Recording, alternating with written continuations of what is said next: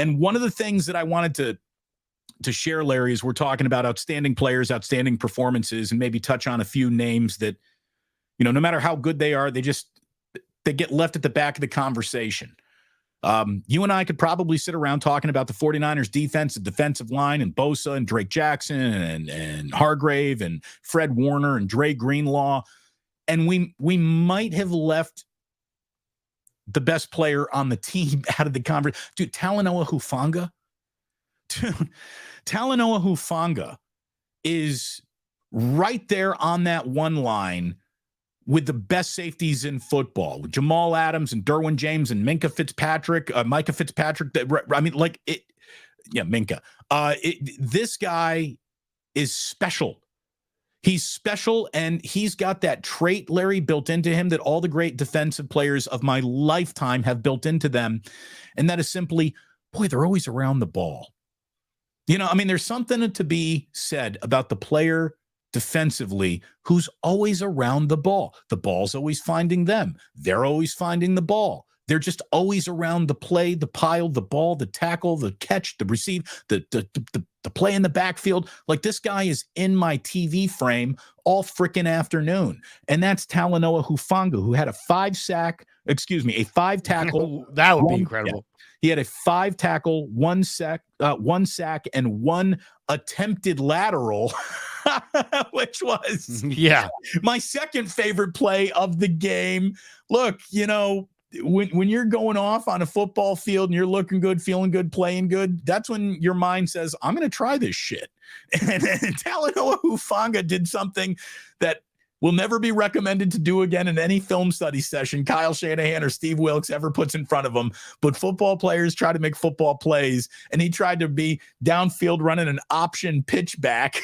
And it was a forward lateral, obviously. But this guy's a player, Larry. He's got instincts. He's constantly around the football. And what more could you ask for in a safety? A guy. Wow, what a great player. What a great player he is. And he's a great person. This is the guy you want to marry your daughter. This guy is he's as solid as they get. Yeah. 5th round pick.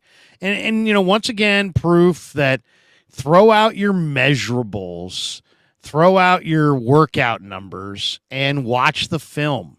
This guy was the Pac-12 Defensive Player of the Year. This guy was the 2017 Polynesian High School National Player of the Year in high school. He went to Crescent Valley High School. He is a great, great player. It's funny. He was an all-pro player last year. He had some really high-profile games early in the year.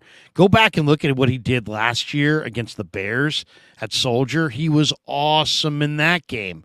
So he's really, really good early in the year. Hopefully he can maintain his energy level throughout the year, because I think he loses a little energy as the year goes on. But the instincts are off the charts. And it just kind of goes to show, who cares if a guy runs 4.6 or 4.7 and not 4.3 if he plays fast?